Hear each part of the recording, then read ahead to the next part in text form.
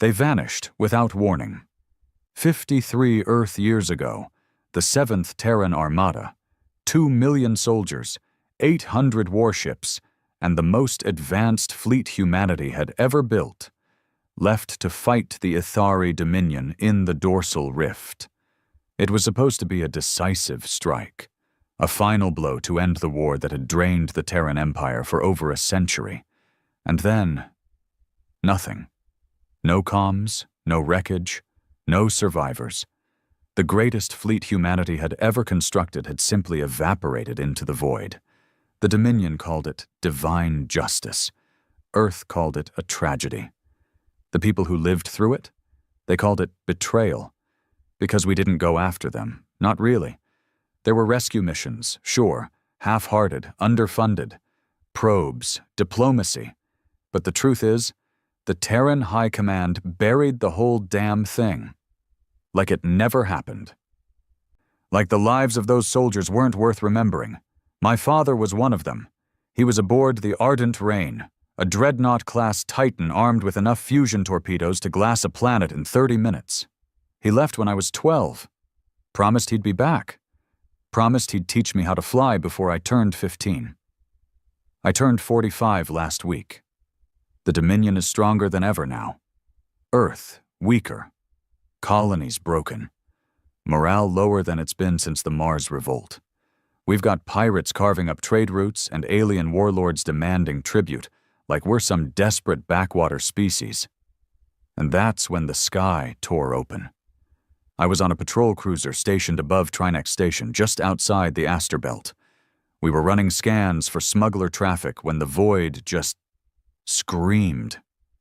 Not like a sensor ping or some kind of energy reading.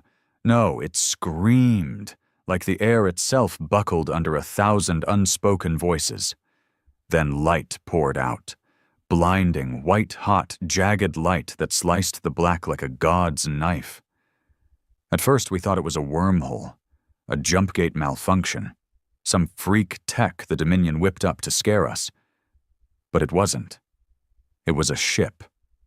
No, not a ship, a floating continent of wrath. The thing was the size of a small moon, bristling with towers, ion spires, hangar bays the size of oceans. Its engines were unlike anything in the database. We scanned for an IFF signal. The moment it came back, I couldn't breathe. Designation, Ardent Rain, 7th Terran Armada flagship. Status, operational. My hands were shaking. The captain just stood there, silent, eyes locked on the monitor. Every man on that bridge was staring at history. Or maybe a ghost. They were back, and they weren't alone. Dozens of ships followed the rain through that gash in space, some shaped like razors, others like monstrous hammers of alloy and fire. None of them looked like they belonged in this century. Some didn't even look human. But the transponder signals said otherwise. One by one, the systems lit up. Vindicator class, human origin. 7th Armada, Juggernaut class, human origin. 7th Armada, Nova Forge class, human origin. Modified. Unknown tech. They were back, changed, hardened, angry. I saw what happened next with my own eyes. The Dominion had a patrol fleet in the sector. 5 cruisers, a command vessel, and a pair of escorts. They hailed the newcomers. They didn't get to finish their first sentence. The rain fired once, just once.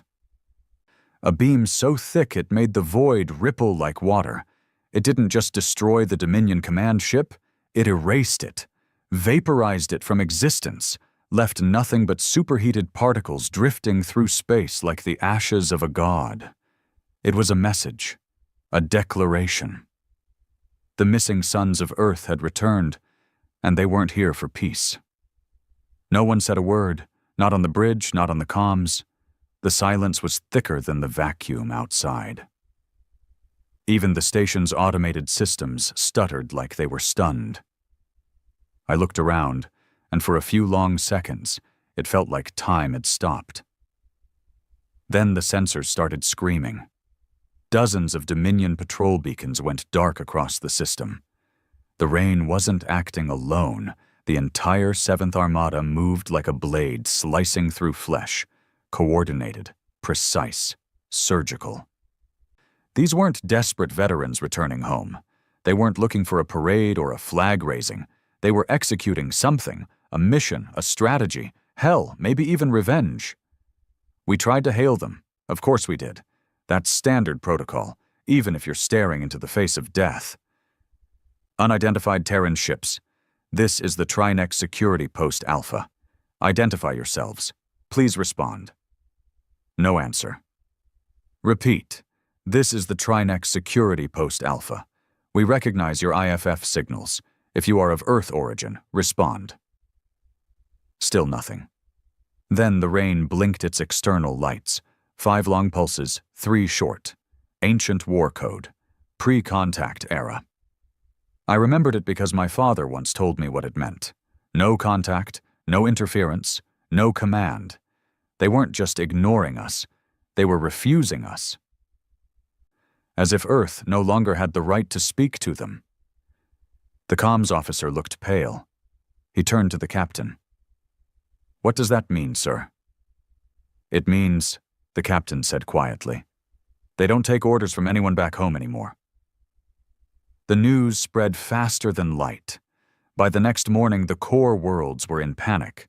EarthGov scrambled a press conference, babbling about a miraculous return, promising a peaceful reintegration of the heroic fleet.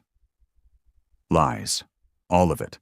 The Dominion started pulling its vessels back from the outer colonies, terrified of another ambush. Civilians celebrated. Briefly. People thought their heroes had returned. Fathers, sons, brothers. That maybe the Terran backbone wasn't broken after all. But that illusion didn't last long. The footage leaked within hours. The beam, they were calling it, the first strike from the rain that vaporized a Dominion ship in less than a second. That beam was etched into every broadcast, dissected frame by frame. Some called it divine, others called it genocide. The real fear didn't come from the weapon. It came from the faces. A Dominion scout had managed to get a close-range transmission. One of the 7th Armada's secondary vessels had been boarded. Foolish, desperate. The footage showed them. Human soldiers, or something close. Their armor was unlike anything we had. Fluid plating, living metal. Their helmets were fused into their flesh. Their movements weren't sharp or tactical. They were instinctive. Predatory. Their eyes weren't human anymore. It's hard to describe, but they glowed. Not like cybernetics or implants. Like something had changed inside them. Like they had burned away their past selves and rebuilt from ashes. Some had tattoos etched into their armor. Old Earth languages, ancient war prayers, some in blood. One of the Dominion troops tried to plead with them. A translator activated. The reply came in a voice deeper than any machine should allow. "You left us. Now we are the punishment." Then the feed cut to static. A week passed. The 7th Armada didn't head to Earth, didn't contact command. They moved across the outer belt, erasing every Dominion outpost in their path. No survivors, no signals, just destruction. People started whispering that they'd gone rogue, that they'd lost their humanity. Some said the Dominion had tortured them into monsters. Others believed something worse, that they had chosen this. And then I got the call. Not from EarthGov, not from the military. From him, from my father. The signal came through my personal relay, encrypted ancient coding, one I hadn't touched since I was a boy. I froze when I saw the header. Son, that's all it said. No name, no rank, just son. The transmission opened into a live stream, and there he was. He looked like a ghost. Not aged, not broken, just sharpened, hardened by time and pain and whatever hell they'd been through. His hair was gone. His skin had lines I didn't remember, but his eyes, same eyes I saw in the mirror every day, stared into me like fire. I didn't know what to say. "You're alive," I whispered. He nodded once. "What happened to you?"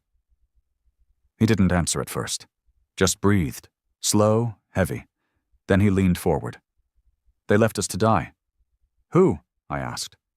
"The Dominion?" "No," he said, voice turning cold. "Earth Command." "The whole damn system! We were bait, son. A sacrificial hammer. Sent to draw out the Dominion fleet, make them commit, and then, boom, strategic collapse. Except no one told us we weren't coming back." I couldn't breathe. 30 ships never even made it past the rift. Dominion tech scrambled our engines. We crash-landed on worlds no map ever recorded. Some were poison. Others were alive. We fought things no human was meant to survive. Lost half our command in the first year. He paused, looked down. We should have died. But something else found us. "What do you mean, something else?" He looked back at me. And in that moment, I swear to God, I felt like a child again. We weren't the only ones lost in that void. Something ancient lives there. Or maybe it's just been sleeping. It called itself the Echo. It offered us survival. Knowledge, power, said it would make us whole again. "And you accepted?" His face hardened. We had no choice. They had become something else, more than human, less than machines. He explained it like a curse and a blessing. The Echo gave them technology that bent reality, not just weapons, but systems that fed on time, armor that adapted to trauma. But the price was steep. They could never return. Not really. "You think Earth wants us back?" he asked. "We're proof they abandoned their own. Proof their perfect little empire lies through its teeth. We're not symbols anymore, son. We're a reckoning." "You're killing civilians." "No," he snapped. "We're killing the ones who let this happen, the ones who profited from it. The Dominion was just the start." "Then what's next?" His silence was louder than any answer. I leaned forward. "Dad, don't do this." His voice cracked, just a little. "I already did." Then the signal died. That was 5 days ago. Now the Rain and the entire Armada are approaching the edge of Sol. Earth's on full lockdown. Defense platforms are armed. Moon bases are evacuating. The military's split. Some want to negotiate, others want to fight. Me? I was transferred. Drafted, more like. Pulled from my post and shoved into a Black Ops unit called Iron Channel. Our mission? Intercept the Rain before it reaches Earth. But they're not telling us everything. They gave me command of a prototype ship, the Aegis Fang. Fastest drive on record. Weaponry untested. Crew stitched together from war criminals and deserters. And they want me to talk to him. They want me to reason with a man they buried decades ago. A man who now commands warships that dwarf continents. A man who stopped being human the moment we forgot him. I stare at the cold void outside the viewport. The stars blur as we hit warp. My crew is silent behind me, each of them aware we might not come back. Because this isn't a rescue mission. This is a warning. And I know in my gut we're already too late. We dropped out of warp 2 clicks outside the Kuiper defense wall. Even from that distance, I could see it. Sol's last line of defense. Thousands of orbital platforms, shield arrays, laser turrets the size of skyscrapers, all locked in a perfect sphere around Earth like an iron halo. It was once described as humanity's crown jewel, built after the Martian uprising and upgraded every decade since. But to me, it just looked like a graveyard waiting to be filled. The Rain was still inbound, 4 days out. No deviation, no response to hails, no change in formation. They knew we were waiting. They didn't care. I stood on the bridge of the Aegis Fang, trying to push down the churn in my gut. My crew watched me closely. Not because they respected me. I was too new for that. They were watching because they didn't trust me. Half of them were former pirates. The other half dishonorably discharged for one crime or another. This ship was a last chance for all of us, and we were being sent straight into the mouth of the thing Earth feared the most. An officer, Davian, ex-Mars Navy, nerves like raw steel, stepped up beside me. "New signal, sir. High-priority packet from EarthGov. They want a tactical report every 6 hours, and—" He hesitated. "They've upgraded your clearance." I frowned. "Upgraded to what?" He handed me a data chip. Red seal, level 0. That level didn't even officially exist. "Only your eyes," he said quietly. I walked into the command cabin and locked the door behind me, inserted the chip. The screen flickered. Then a grim-faced general appeared. Admiral Kine, the kind of man who had medals covering every inch of his chest but still looked like he hadn't smiled in 30 years. "Commander," he began, "you are now authorized to receive classified history regarding the 7th Armada's original deployment. What I'm about to tell you doesn't leave this room." He paused. His eyes hardened. They were never meant to return. I stood there, blood draining from my face as he continued. The 7th Armada wasn't just a fleet. It was a political sacrifice. By the time they launched, Earth was already in secret talks with the Dominion. We needed peace. The war had drained too much, so we offered them something. I could barely whisper. We offered them our best. "A decoy strike force," Kine said coldly. "The plan was to make it look like we were mounting a full-scale offensive. Dominion would respond with force. We'd take casualties. And then, at the right moment, EarthGov would broker peace. We'd spin it as mutual exhaustion, a heroic draw." "And the 7th?" I asked. He stared at me with dead eyes. "They were told they'd win, that they'd come home heroes. We lied." I destroyed the chip, not because I wanted to cover it up, but because I couldn't bear to look at it again. My father, the others, they didn't vanish by accident. We fed them to the wolves and wrote poems about their sacrifice. And now they're back. And they remember. The next day, the rain sent a signal. Not a voice transmission, just an image. A planet, burned, cracked, shattered down to the core. Orbiting its remains were fragments of Dominion ships, debris fields, and what looked like scorched satellite cities. It took our AI 12 minutes to identify it. Haverick 7, a Dominion stronghold. Population 5 million. Military assets, heavy, gone. No message followed. No warning. Just the image. Another declaration. We are not here to talk. We intercepted a smaller vessel ahead of the Armada, an advanced scout ship, warped ahead by whatever tech they now possessed. It wasn't like anything we'd ever seen. Sleek, seamless, almost grown rather than built. No hard angles, just curves, etched symbols, and a low hum that seemed to press into your skull. We approached in stealth. No weapons raised, just observation. Then, unexpectedly, the scout ship powered down. No shields, no weapons, as if inviting us. My comms officer turned to me. "Sir, it's open." "What do you mean?" "Entry bay. It's extending a bridge. They're letting us in." Trap or not, I had to go. I suited up, took a small team, Davian and 3 others, and crossed over. The inside of the vessel was colder than I expected. Not temperature-wise, something deeper. The air felt hollow, echoing, like we were walking through the lungs of a dead god. Then we saw them. Humans. At least, they had started that way. Some had cybernetics grown into their spines. Others had limbs replaced by living machinery that pulsed with dim blue light.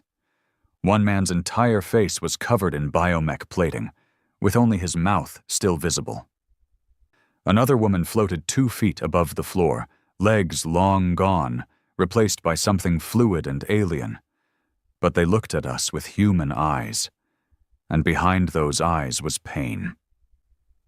Davian stepped forward. "Identify yourselves." A man stepped out, tall, gaunt, with tattoos swirling up his neck. He didn't speak, not at first, just stared. Then he said, "You left us to rot." I knew what I had to do. "I'm his son," I said, "captain of the Ardent Rain. He's my father." The man's expression didn't change, but something behind his eyes flickered.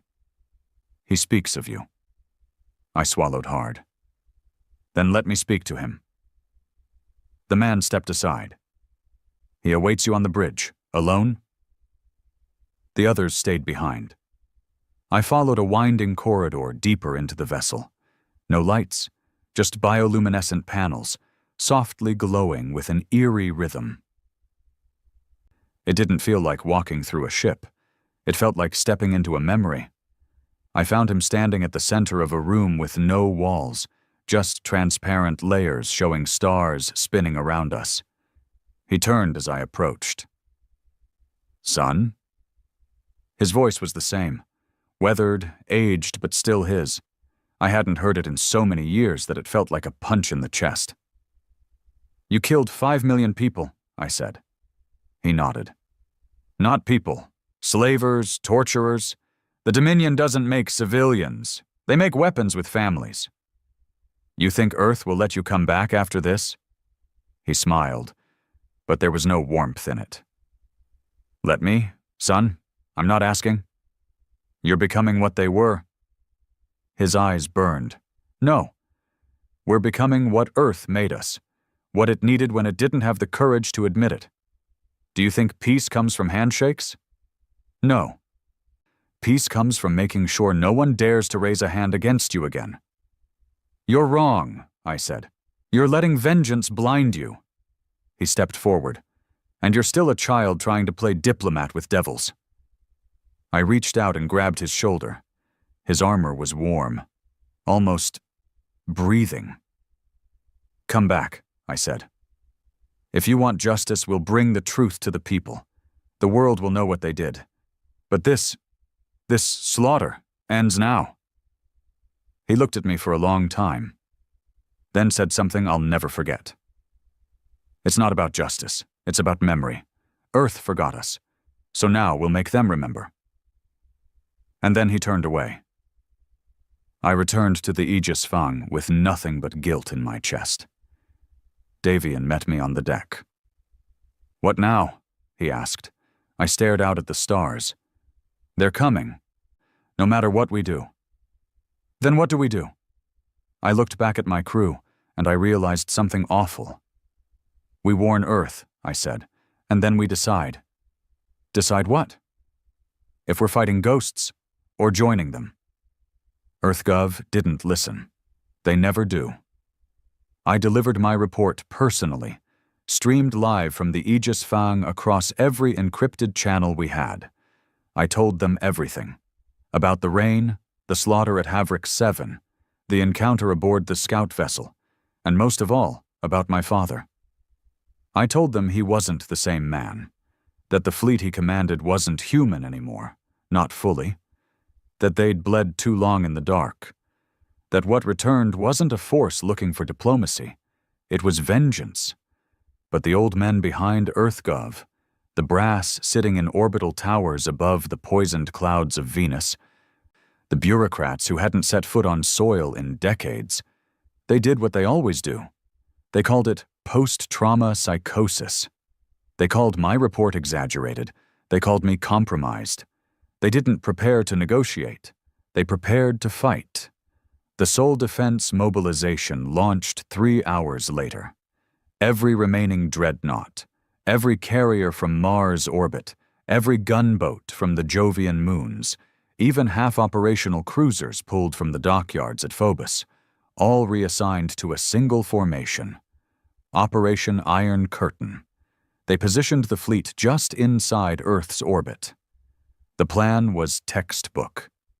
Intercept the rain before it breached the inner system, surround it, demand surrender, and, if that failed, open fire. They even promoted some wet-nosed admiral from the academy to lead it. Command experience, 0. Political connections, too many to count. He made a speech called the Seventh Armada Fallen Heroes Turned Rogue, said they would be met with the full wrath of a united Earth. I shut the feed off before he finished his second sentence. The fool had no idea who he was talking about. 2 days until arrival. The rain and its fleet didn't slow, didn't flinch, didn't answer hails, just straight, unwavering movement. I spent those 2 days in the war room of the Aegis Fang, staring at trajectory models and tactical simulations. We ran every possible engagement scenario. Out of 1,000 combat projections, Earth's fleet won 3. And even those required miracle conditions. We were outmatched, outgunned, outclassed. Davian leaned over one of the displays, arms crossed. You think they know they can't win? They don't care. They've gone that far? I looked at him. We left them in hell for 50 years, Davian. What came back isn't here to win. It's here to bury everything that let it happen. 12 hours to contact. The Aegis Fang held position just behind Earth's forward fleet. We had standing orders to observe and record only. No engagement, no interference. They didn't trust me to follow orders. Can't say I blamed them, but I had my own orders now. Not from EarthGov, not from command, from myself, because I couldn't stand on the sidelines and watch another massacre. Not again. Then they arrived. The rain breached the inner system with the grace of a drifting god. The rest of the Armada emerged like shadows behind it. Fortress-class ships that moved like hunters. Engines burning with unnatural flame. No formation, no comms, just power. Cold, absolute power. The Admiral hailed them again. This is Admiral Rykov of the Terran Unified Fleet. You are ordered to power down your weapons and stand down. You will be taken into custody and returned to Earth for trial. Failure to comply will result in lethal engagement. Silence. Then, music. Old Earth music, a hymn, not through official comms, not through military bands, but from every civilian broadcast tower in the solar system. They hijacked the signal. The brave will rise when the world forgets. Through fire, through dark, through blood and regrets. I remembered that song. It was played at every soldier's funeral during the Dominion War, a war Earth wanted to forget. The rain wasn't speaking. It was mourning. And that's when they moved. The first shot came from the Aegis Dominion, Earth's largest dreadnought. Plasma lance, full charge. Straight into the rain's forward shields. Did nothing. Not a flicker. The retaliation came before we even registered the attack. The rain pulsed. A low thrum shook the space between us, like reality itself was vibrating. Then 3 beams lashed out, not lasers, not kinetic, something else. Matter disruption fields, our AI guessed. One struck the Dominion, one the Mars carrier red banner, and the third just tore open space. The Dominion folded in half like wet paper. No explosions, no screaming fireballs, just quiet, awful collapse. The red banner tried to eject its core, never made it. The third beam, God help us, opened a wound in the void, like a black hole, but alive. It sucked in a dozen smaller ships before collapsing on itself. Panic erupted. Comms turned to chaos. Pilots screaming, officers begging for orders. Rykov kept shouting at them to hold formation, but there was no formation anymore. The 7th Armada descended like reapers through a wheat field. I made my choice. I turned the Aegis Fang away from Earth and ordered a full burn toward the rain. "Sir?" Davian asked. "You sure about this?" "No," I said, "but I'm done standing still." The crew didn't argue. Not because they believed in me, because they had nowhere else to go. We cut through the wreckage of Earth's finest. Survivors were screaming into the void. One cruiser tried to run. A single pulse from a Nova Forge ship disintegrated its engines. I opened a direct line to the Rain. "This is Commander Ryle of the Aegis Fang," I said. "I request immediate contact. Repeat, I am approaching unarmed. Do not fire." Nothing. Then, "You chose." My father's voice. I closed my eyes. "Yes," I said. "I chose to look you in the eye when the rest ran." He didn't reply, but the guns didn't fire. We docked. I walked alone. The bridge of the Rain was quiet. No alarms, no chaos. Just people, changed, yes, scarred, broken in ways I couldn't understand, but still people. They watched me, not with hostility, with pity. My father stood at the center, looking at a hologram of Earth. He didn't turn. "Millions are dying," I said. "I know." "You can stop this." "No," he said. "I can only finish it." I stepped forward. "You became the thing you hated." He looked at me, slowly. "We became what the universe fears." "Then what was the point?" I demanded. "You didn't come back for justice. You came back to destroy the world we were trying to save." He sighed. And for the first time, I saw something human in him. Tiredness. "Do you think we don't miss it?" he asked. "The sun, the soil, laughter? We dream of it, but we can't return to a place that never wanted us." I shook my head. "I'm still here." He looked at me for a long moment. "You are." Then the alarms sounded. An override signal blared through the ship. A last-ditch strike from Earth. One of the moon-based nuclear arrays had fired a weapon we didn't even know existed. The Jericho Lance. One shot, one purpose: destroy the Rain. It was coming. My father's crew looked at him. He didn't speak, didn't give orders. He just looked at me and smiled. Now, they'll remember. The Jericho Lance wasn't a missile. It wasn't a beam or an energy burst. It was an idea turned into a weapon, one forged in the mind of a man who hated war so deeply. He created the last one he hoped would ever be fought. They said it tore the laws of physics apart just enough to make gods bleed. I had less than 2 minutes to act. "Shield status?" I shouted. One of the armored veterans, his throat a mess of mechanical fiber, answered without blinking. "Already deploying. Won't be enough." "Evacuate?" I asked. My father didn't move, just stared at the viewport, where the Lance was now visible. A streak of pure void, eating light as it traveled, slower than light speed but heavier than any weapon man had ever built. He finally turned. "No escape." "What?" His voice was quiet. "The Jericho Lance is coded to biological patterns. It's tracking us. The Rain. Me." I felt my chest tighten. "They knew we wouldn't surrender," he said. "They planned for this day. We weren't supposed to make it back. And if we did, this was Earth's final failsafe." I looked at him. "Then why the hell did you come back?" He looked at me then, really looked. And in that moment, I understood. It was never about revenge. It was about memory. The ship began to shake. I saw crew members brace themselves along the walls. Some prayed in whispers. Others stood tall, ready to face whatever came. They weren't soldiers anymore. They were survivors, the kind that stared death in the face every day for 50 years and came out sharper. The kind Earth couldn't control. The Jericho Lance pierced the outer layer of the Rain's shielding with no resistance.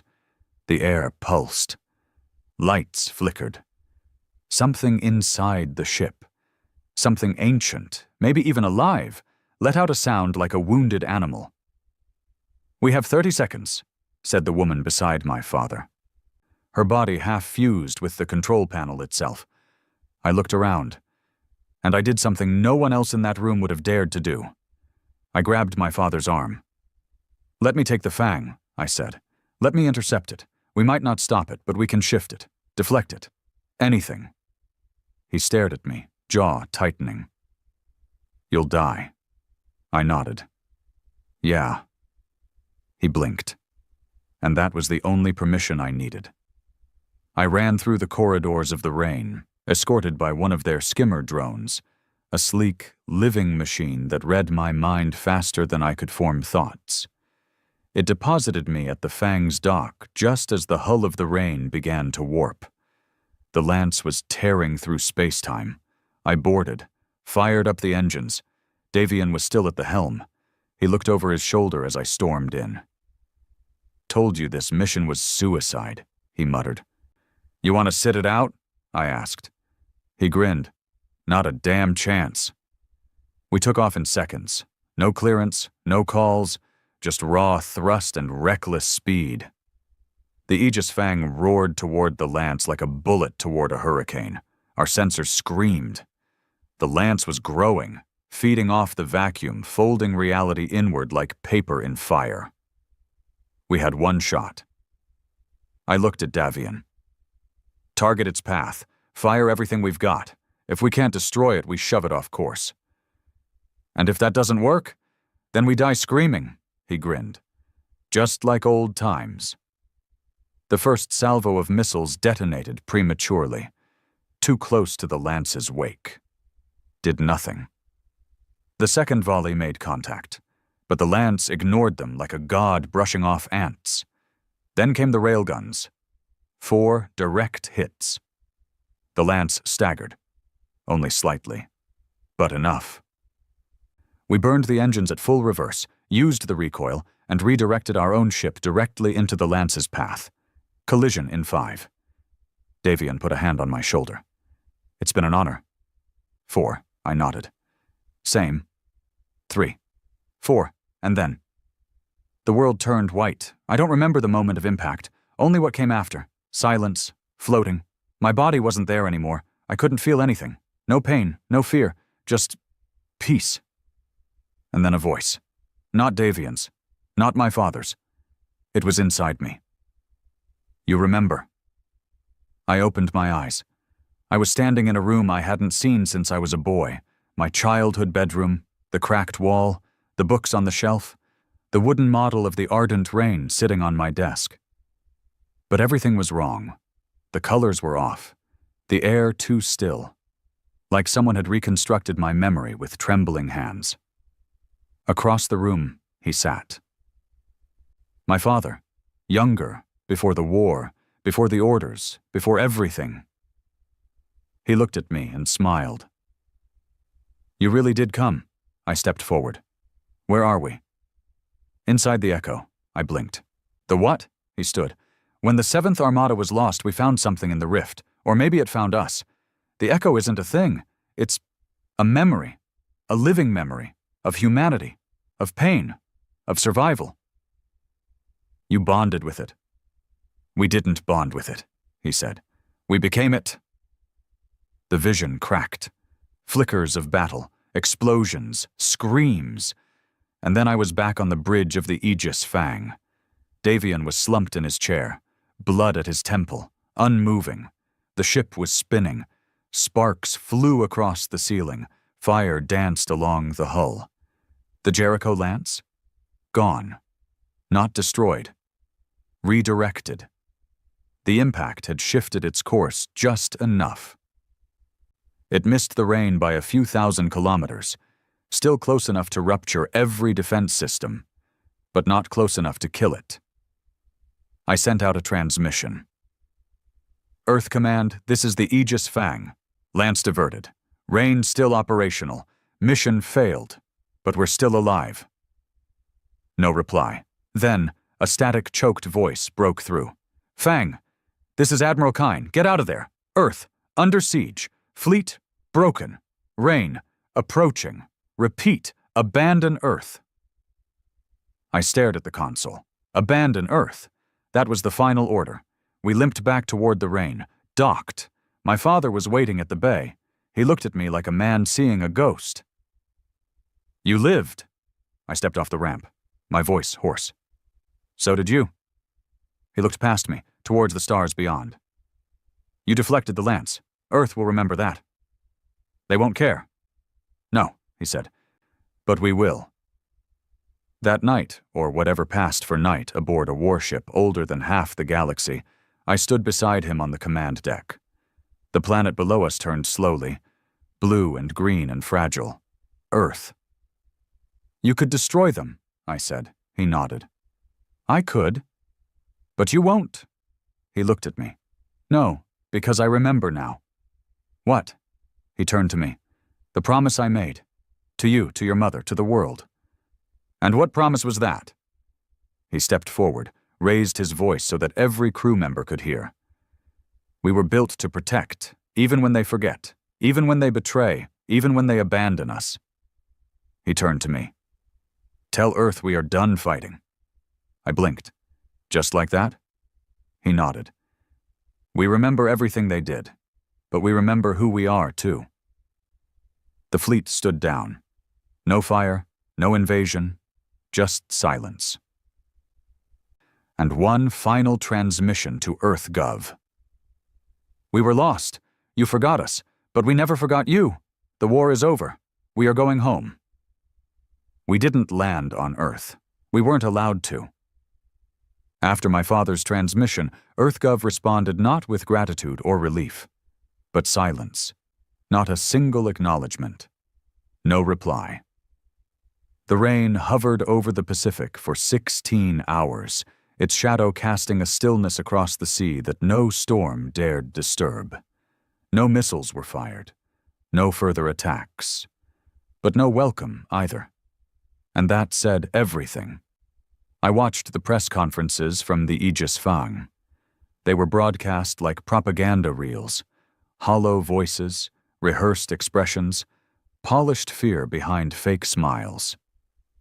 The Prime Minister of Earth Unity stood behind a podium, flanked by generals and advisors, and said the words like they tasted like ash in her mouth.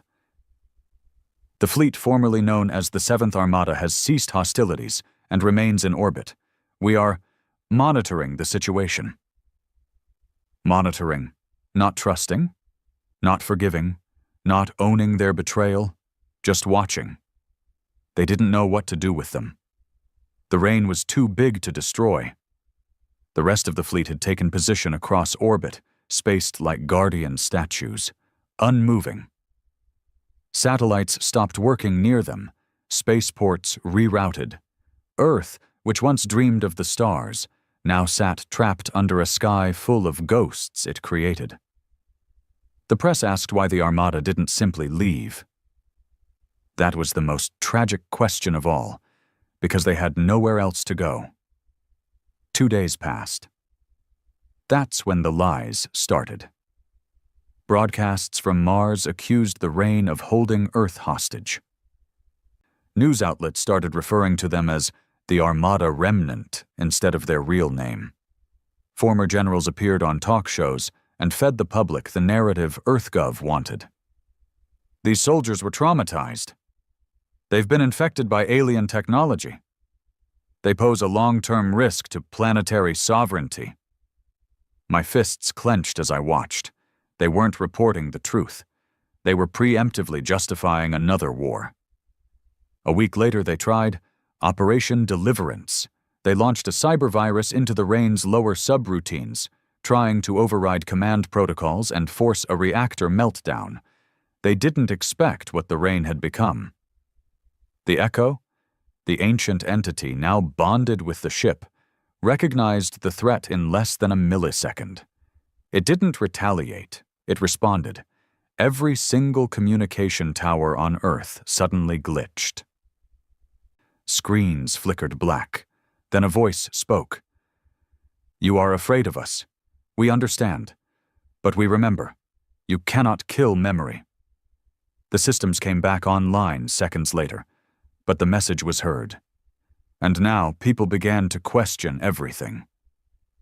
I returned to Earth in secret, not under orders, not for protocol, because I needed to see it, the place I was born, the place that forgot my father.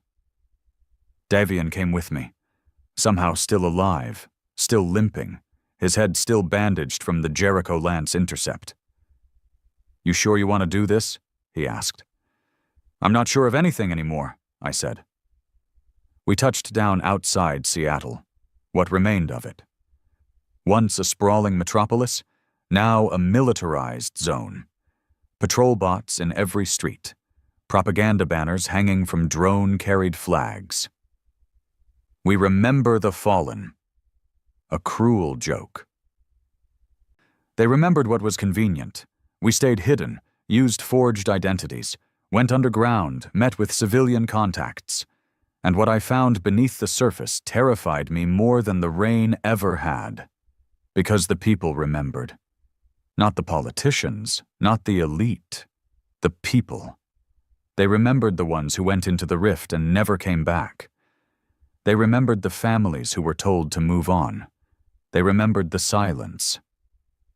Graffiti marked every alley. They were never lost. Earth turned its back. Seventh isn't dead. Forgive nothing. It wasn't the fleet that was dangerous now. It was the truth. They arrested me 2 days later. I was identified through a biometric scanner at a medical station. Standard Earth policy now. No freedom. No privacy. Davian escaped. I made sure of it. They put me in a white cell. No light. No noise. A man came to interrogate me. Not a soldier. A government handler. He wore a suit. No name tag. He smiled like a man who'd ordered deaths and called it justice. You've had unauthorized contact with classified entities, he said. They're human, I snapped. His smile didn't waver. No, Commander, they're not. Not anymore. You made them that way. He ignored me. You've become a liability, but we can use that. You still have access to your father. You still carry his blood. I laughed once, a dry, bitter sound. You want me to spy on him? No, he said, leaning forward. We want you to end him. They had developed a prototype, a biological weapon, based on genetic samples retrieved from pre-war records of the 7th Armada's original manifest, designed to attach to specific DNA structures. It wouldn't destroy the rain. Wouldn't kill the fleet. It would kill him. My father. No explosion, no trace. Just a biological cascade that would collapse his hybrid systems in seconds. Do this, the man said, and we wipe your record, clear your name, let you live. I looked at him, and for the first time in a long time, I smiled. That night, I was freed, smuggled out under surveillance, given the bioweapon in the form of an implant, told to return to the rain. Tell him Earth is ready to talk, they said. But I already knew my decision. They wanted me to kill the last real soldier Earth ever produced. Instead, I would show the world what they tried to bury. The rain welcomed me back in silence. My father didn't ask how I escaped. He only looked at me, tired, like a man who had buried every piece of hope he once had. I saw the broadcasts, he said. They still want us gone. They always did. He nodded. Then, did you come to say goodbye? I stepped forward. No, I said. I came to make them listen. He raised an eyebrow. I took the implant out of my pocket, held it up. This is how they wanted me to kill you. He didn't even flinch. Why didn't you? Because they're afraid of memory. I'm not. And then I told him my plan. We hijacked the global signal again. But this time it wasn't the Echo. It was me. Not as a commander, not as a soldier, but as a son. I appeared on every screen, every station, every device. And I told the truth. I told them everything. The betrayal, the sacrifice, the silence, the lance, the bioweapon, the cover-up. I ended the broadcast with one message. You cannot erase what you did, but you can decide who you'll be next. We are your brothers. Your fathers. We came back not for revenge, but to remember. If you fear us, then look inward, because all we became, we learned from you. Then we went dark. No signals, no responses, just silence. And we waited. The silence didn't last. It couldn't. Not after what I said. Not after what I showed them. For 36 hours, the world held its breath. No leaders stepped forward, no official denials, no rebuttals. They couldn't. Because what I gave them wasn't theory. It was proof. Files, logs, old classified orders with black ink still smudged from the hands that signed them. Testimonies from survivors of the 7th Armada, from families who were told their sons had died bravely, when in truth they'd been thrown into a war Earth never meant to win. What they tried to hide for 50 years, I'd poured into the light. And now the world was watching. On the 4th day, riots began, not in one place, but everywhere. New Berlin, Atlas City, Mars' outer ring. People stormed government towers, burned banners, ripped down statues of politicians who had built their careers on the lie of the Dominion War's honorable peace. It was no longer just about the 7th. It was about every betrayal that had come before, every broken promise, every name scratched into a memorial wall that didn't need to be there, every son that never came home. They called it the uprising of the forgotten. They weren't rebels. They were veterans, grandchildren of soldiers, civilians who had lost fathers to wars built on politics and lies, people who had been told to move on, and suddenly realized they'd been mourning ghosts created by cowards. EarthGov responded the only way they knew how. They tightened their grip, declared martial law, called the protests domestic instability caused by extraterrestrial influence, banned my face from the network, issued a death warrant on my name. They even went so far as to broadcast an edited version of my speech, chopped, sliced, stripped of context, spun to make me look like a traitor to humanity. But by then, it was too late. Because the truth wasn't mine anymore. It belonged to the people. The next move wasn't ours. It was Earth's. They sent a message, encrypted, direct, top clearance channel, straight to the rain. My father and I listened in silence as the voice played over the console. We request an audience. A shuttle came, unarmed, civilian, no military escort. We debated whether it was a trap. Davian was the loudest voice against it. They tried to kill you 3 times already, he growled. You think they suddenly grew a conscience? They're scared, I said. That makes them more dangerous. But my father didn't hesitate. They're reaching out, he said. Even if it's fake, it means they're bleeding. The right kind of fear brings honesty. The delegation was small. 3 people, a planetary diplomat, an AI ethics officer, and her, the Prime Minister. Her hair was grayer than on the broadcast, her face tighter, like she hadn't slept in days. I wondered how much of the truth she'd known, how much she'd helped hide. They stood in the Rain's command chamber like they were in a cathedral, because in a way, they were.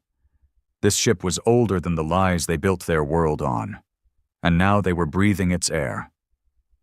She stepped forward. I'm not here to ask for forgiveness. No, my father said. You're here to stop a war. She nodded. We cannot defend against your fleet. Our remaining defense systems are compromised. If you decide to strike, Earth will fall. There was a pause. My father stared at her. Then why haven't we? She didn't answer. I spoke instead. Because we're not like you. That cut her. I saw it in her eyes. Still, she stood her ground. I was a child when the 7th disappeared. I didn't write the orders. I didn't build the cover-up. But you benefited from it, my father said. You inherited the silence. You cashed the peace dividend. You stood on the graves of the men we left behind and waved a flag. She flinched, just barely. Then, slowly, she nodded. You're right. What happened next wasn't planned. It wasn't dramatic. There was no treaty signed, no tearful apologies, just a conversation and a question. What do you want? The old world would have expected revenge, A demand for control, resources, power, but we didn't want any of that. Because power doesn't mean anything when the people below don't remember who they are. So I answered, "Tell the truth." That was our demand. Not mercy, not rule, memory, public trials, declassified archives, full exposure of the war's real end. Names, orders, complicity, not just for the 7th, but for every soldier Earth used and threw away. My father added one more condition. "No statues," he said. "No medals, no holidays in our name." "Why not?" the ethics officer asked. My father smiled, sad and heavy. "Because that's how it starts again." It took days. The broadcast went live across the system. The Prime Minister stepped onto the same stage where she once called us rogue assets and told the world the truth. She didn't soften it, didn't spin it. She read the classified orders aloud, exposed the signatures, named the commanders who planned the trap. She didn't try to justify it. She simply said, "They deserved better. They deserved to come home." And for the first time in my life, I believed her. The world changed after that. Not overnight, not easily. The old guard resisted, fought to cling to their lies. Some colonies broke off. Some loyalist generals refused the new leadership. But they didn't last. Because Earth had seen what real strength looked like, not in weapons, not in fleets, but in men who carried pain for 50 years and still chose not to burn it all down. A year passed. The rain didn't land. It didn't need to. But one by one, members of the 7th were allowed to return, under no conditions, no mandatory reintegration programs, no psychiatric warehousing, just home. Most didn't go back to families. They had no one left. But the people made space. They built communities, homes, and more than that, they listened. My father didn't go down either. He stayed aboard the rain. He said the stars still felt safer than the ground. But sometimes we talked. And sometimes he told me things, not about war, about music, about his childhood, about the first time he flew a ship.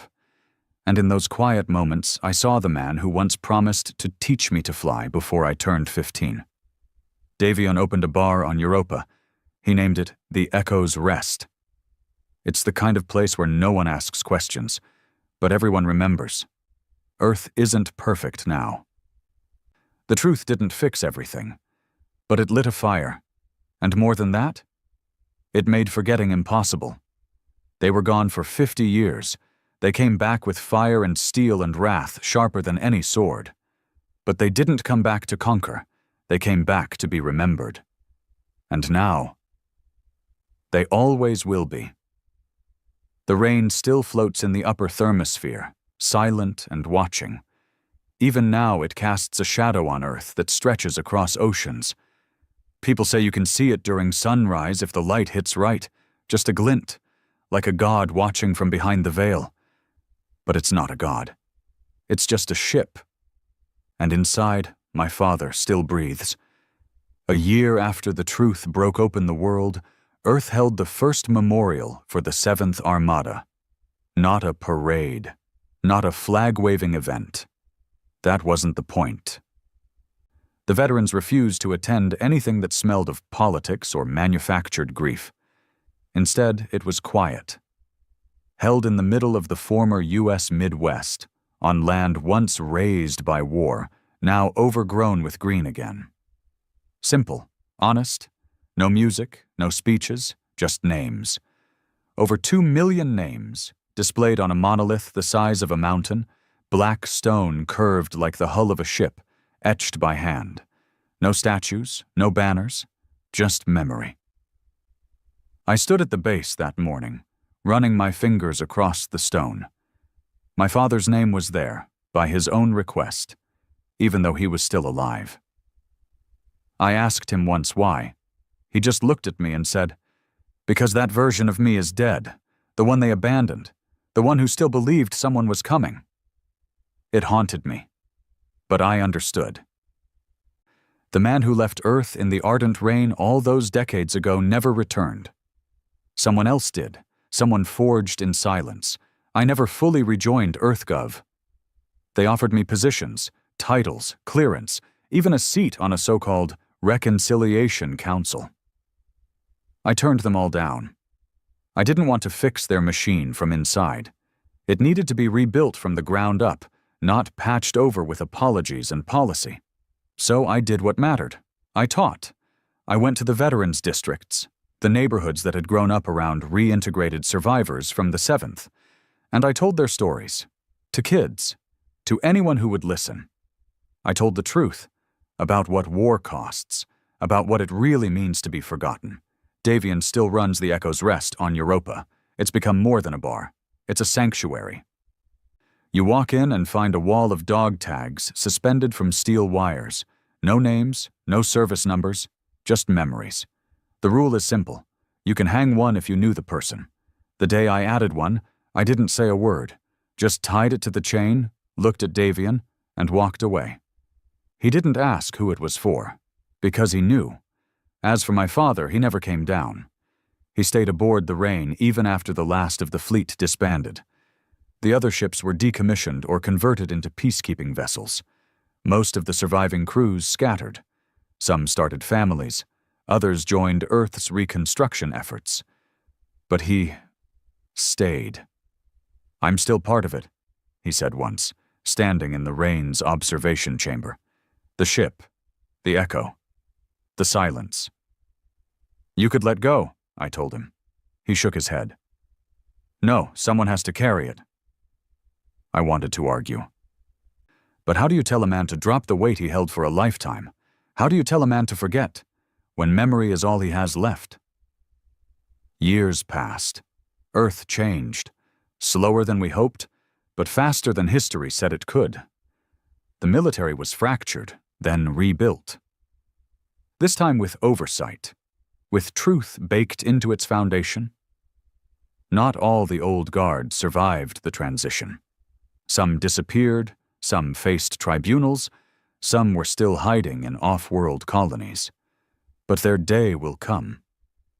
That's the thing about truth. Once it's spoken, it waits, like the Rain, always watching. The Echo never left him. My father, the presence, the living memory he bonded with in the rift, stayed quiet, dormant, but not dead. In time, he said he started hearing it again.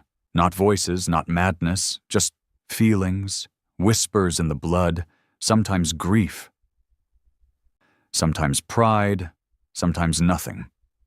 He said it never asked for anything. But I think that was the point. The Echo wasn't a god. It wasn't a curse. It was a mirror, a reflection of what happens when we bury too many truths in the name of order. A reminder that what we forget, we become. The last time I saw my father, he was standing barefoot in the Rain's core chamber. His hands were pressed to the cold glass, watching Earth turn beneath us. "You ever going to come home?" I asked. "This is home," he said. He looked tired, older than ever, but peaceful. "I'm thinking about shutting her down," he added, "letting her sleep." "You sure?" He nodded. "The Echo remembers. That's enough." He asked me one favor before I left. "Don't let them build around this," he said. "Don't let them turn us into myth." I promised, and I meant it. No songs. No sanctified stories, just real pain and real people. A few weeks later, the Rain powered down. The lights went dim, the engines went silent. It drifted just beyond the atmosphere, like a monument built from iron and sorrow. No one was aboard, not anymore, and from that day forward it was left untouched, not because of law, because of respect, because it had earned something Earth rarely gave. Silence. Some people say the Echo is still alive, that if you float too close to the Rain, your comms start picking up voices. Old war songs, names spoken like prayers. Others say it's nonsense. I don't argue either way, because I know the truth. It's not a question of science, it's memory. Memory lives, it watches, it waits, it haunts, and sometimes it forgives. I still dream about the lance. About the moment Davian and I flew head-on into that impossible weapon, the light swallowing us whole, the feeling that we were about to disappear forever. But I never wake up afraid. Because in that dream, just before everything goes white, I hear my father's voice, not in pain, not in anger, just a whisper. We're still here, and we are. Not as ghosts, not as myths, but as reminders that we once forgot our own, that they came back, and that they chose not to destroy us, not because we deserved mercy, but because they remembered who we were supposed to be, and they wanted to give us one last chance to become it.